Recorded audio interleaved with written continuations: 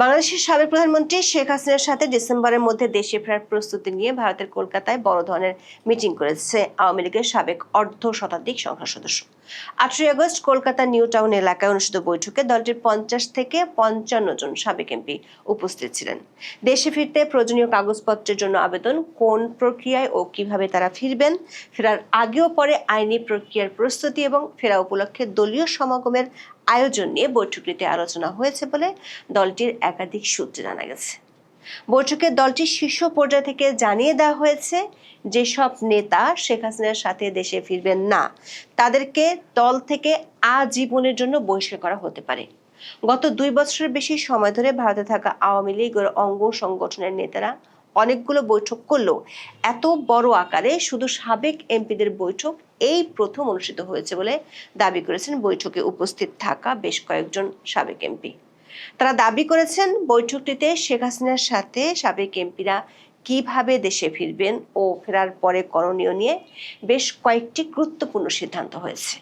আবার এই বৈঠকটি বাংলাদেশের বাইরে এমন এক সময় অনুষ্ঠিত হলো যখন শেখ হাসিনার দেশে ফেরার ইস্যুটিকে ঘিরে ভারত ও বাংলাদেশের মধ্যকার কূটনৈতিক সম্পর্কে টানাপোড়েন দেখা দিতে যাচ্ছে। বিশেষ করে ঝুলে গেছে বাংলাদেশের প্রধানমন্ত্রী তারেক রহমানের প্রথম ভারত সফর।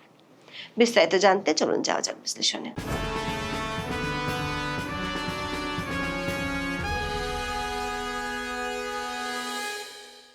24 আগস্টে বাংলাদেশে ক্ষমতা হারানোর পর আওয়ামী লীগের বহু নেতা কর্মী ভারতে চলে যান। 2 বছর পরও তাদের অনেকে সেখানে আছেন, তবে এখন তারা শেখ হাসিনার ডাকে বাংলাদেশে ফিরে যাওয়ার প্রস্তুতি নিচ্ছেন। বাংলাদেশ সরকার নির্বাহী আদেশে কার্যক্রম নিষিদ্ধ দলটির সাবেক মন্ত্রী, প্রেসিডিয়াম সদস্য, সাবেক সংসদ সদস্য বা বিভিন্ন সহযোগী সংগঠনের শীর্ষ নেতৃত্বের অন্তত 100 থেকে 120 জনের মতো পশ্চিমবঙ্গে, মূলত কলকাতা এবং তার পার্শ্ববর্তী অঞ্চলে আছেন। 24 আগস্টের পর থেকে বিভিন্ন সময় তারা ভারতে যান। শীর্ষ পর্যায়ের নেতা ছাড়াও মধ্যম ও স্থানীয় পর্যায়ের অনেক নেতাকর্মীরাও ভারতে গিয়েছিলেন। আছেন পুলিশের বিভিন্ন পদমর্যাদার প্রায় অর্ধশত কর্মকর্তা, আছেন বাংলাদেশ প্রতিরক্ষা বাহিনীর সাবেক কিছু কর্মকর্তাও।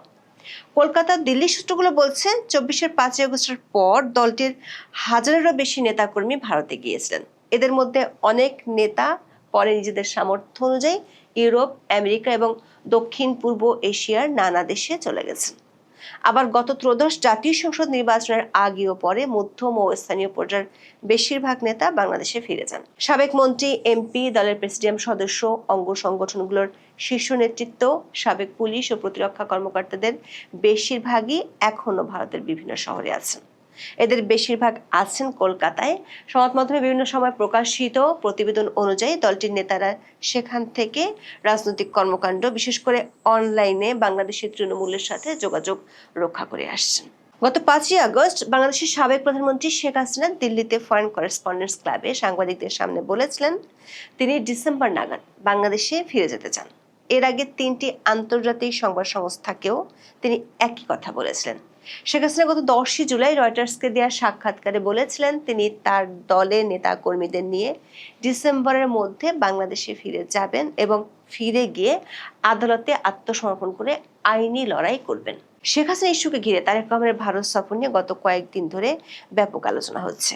তারেক রহমানের ভারত সফর ও দেশ দুটির মধ্যকার কূটনৈতিক সম্পর্কের বিষয়টি এখন এতটাই আলোচিত হচ্ছে, যে কারণে শেখ হাসিনা তার দলের নেতাকর্মীদের নিয়ে ডিসেম্বরের মধ্যে দেশে ফেরার যে ঘোষণা দিয়েছিলেন সেটি আপাতত আলোচনার বাইরে চলে গেছে। কিন্তু দলটির একাধিক সূত্র বলছে, আওয়ামী লীগ প্রস্তুতি নেওয়া শুরু করেছে। গত 5 আগস্টের সংবাদ সম্মেলনের পর কিছু নেতা দিল্লিতে শেখ হাসিনার সাথে দেখা করতে গিয়েছিলেন। সেই সাক্ষাতে শেখ হাসিনা নেতাদের বেশ কিছু দিক নির্দেশনা দিয়েছেন। বিশেষ করে যে কোনো ধরনের কোন্দল দূরে সরিয়ে রেখে কিভাবে দেশে যাওয়ার জন্য পুরোপুরি প্রস্তুতি নিতে হবে সে ব্যাপারে কথা হয় বলে জানিয়েছেন দিল্লির বৈঠকে উপস্থিত থাকা এক নেতা। আওয়ামী লীগের নেতারা বলেছেন, গত 2 বছর ধরে দলের নেতৃত্বে পরিবর্তন আনা কিংবা পুরনো রাজনৈতিক অবস্থান বদলের জন্য বেশ কয়েকবার চেষ্টা হয়েছিল। রিফাইন্ড বা পরিশুদ্ধ আওয়ামী লীগের ধারণা ঘিরে দলটির ভেতরেও আলোচনা হয়েছিল।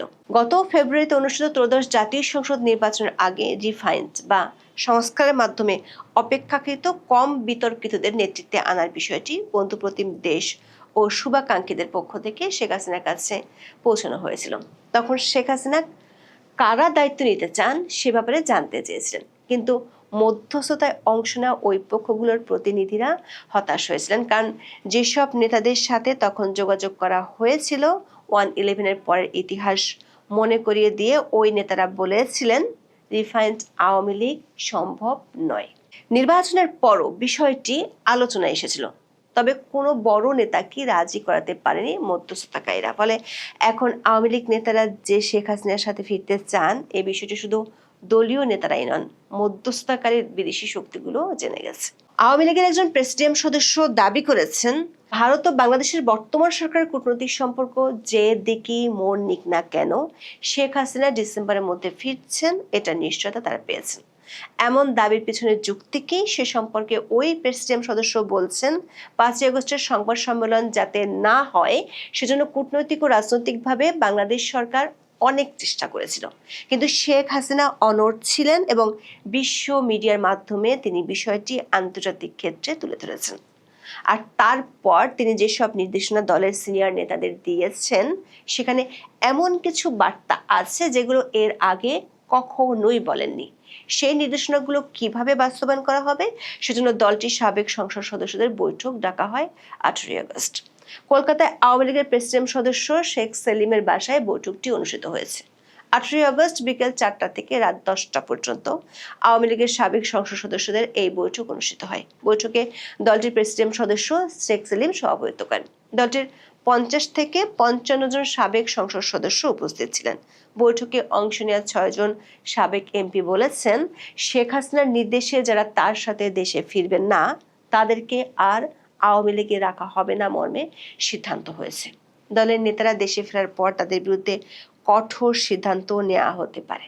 বৈঠকে একজন সাবেক এমপি ফেরার জন্য প্রয়োজনীয় পাসপোর্ট বা ট্রাভেল পাস ইস্যুতে কথা বলেন। আওয়ামী লীগের সাবেক সংসদ সদস্যরা যখন দেশ ছাড়েন তখন তাদের কাছে নিয়ম অনুযায়ী লাল পাসপোর্ট ছিল, কিন্তু বিগত অন্তর্বর্তী সরকার শুরুতেই আওয়ামী লীগ আমলে লাল পাসপোর্টগুলো বাতিল করেছিল। বৈঠক সূত্রে জানা গেছে পাসপোর্ট বা ট্রাভেল পাসের আবেদনের জন্য প্রয়োজনীয় কাগজপত্র সংগ্রহ করতে বলা হয়েছে। সেপ্টেম্বরের মাঝামাঝি সময়ের মধ্যে দলটির সভানেত্রী এ বিষয়ে করণীয় সম্পর্কে জানাবেন। কোন প্রক্রিয়ায় ও কিভাবে দলের সাবেক সংসদ সদস্যরা ফিরবেন সে বিষয়ে বৈঠকে বিস্তারিত আলোচনা হলেও কৌশলগত কারণে দলটির নেতারা এ নিয়ে এখনই মুখ খুলতে চান না। তবে বৈঠকের সিদ্ধান্ত হয়েছে ডিসেম্বর নয়, দরকার হলে তার অনেক আগে দেশে ফেরার জন্য সাবেক এমপিদের প্রস্তুত থাকার নির্দেশ দেওয়া হয়েছে। আবার দলের সভানেত্রীর নির্দেশ অনুযায়ী একাধিক গ্রুপকে অগ্রবর্তী দল হিসেবে নানা সময় দেশে আসার জন্য বলা হতে পারে। ফেরার দিন আন্তর্জাতিক গণমাধ্যমে কভারেজ নিশ্চিত করার জন্য দলের কয়েকজন নেতাকে দায়িত্ব দেওয়া হয়েছে। দেশে ফেরার আগে ও পরে আইনি ব্যবস্থা নেওয়ার জন্য করণীয় কি সে সম্পর্কেও আলোচনা হয়েছে। আন্তর্জাতিকভাবে আইনি সহায়তা পাওয়ার জন্য ইউরোপের 2টি দেশের সাথে এরই মধ্যে আওয়ামী লীগের নেতাদের আলোচনা হয়েছে। এর মধ্যে আওয়ামী লীগের অনেক সাবেক সংসদ সদস্য নিজেদের উপর নির্যাতনের অভিযোগ এনে এ বিষয়ে ব্যবস্থা নিতে ইন্টারন্যাশনাল পার্লামেন্টারি ইউনিয়ন বা আইপিইউ এর কাছে আবেদন করেছেন। অক্টোবরে আইপিইউর সভায় বিষয়টি নিয়ে আলোচনা হবে। সেখানেও দেশে ফেরার পর তাদেরকে আইনি সহায়তা দেওয়ার বিষয়ে আলোচনা হতে পারে। তবে দলটির সাবেক এমপিদের এই বৈঠকে একটি বিষয়ে শঙ্কার কথা উঠে এসেছে, সেটি হলো শেখ হাসিনার প্রত্যাবর্তনের সময় সহিংস পরিস্থিতি তৈরি হতে পারে। বিশেষ করে 24-এর আন্দোলনের সময় থানা ও কারাগার থেকে লুট হওয়া অস্ত্রগুলো এই সময় সহিংসতায় ব্যবহৃত হতে পারে, এমন আশঙ্কার কথা উঠে এসেছে দলটির সাবেক এমপিদের ওই বৈঠকে।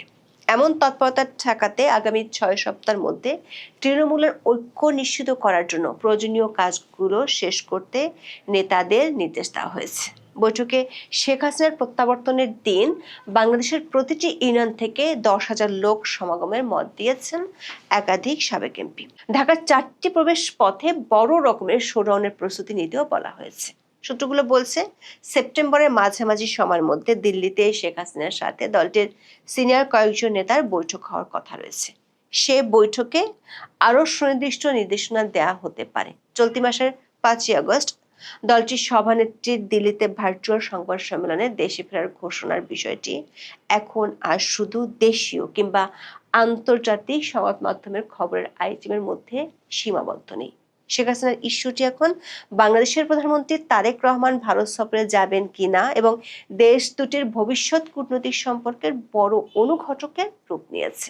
দেখা যাচ্ছে বাংলাদেশের পররাষ্ট্র মন্ত্রণালয় ও ভারতের হাই কমিশনার বিষয়টি নিয়ে কম বেশি প্রতিদিনই কথা বলছেন।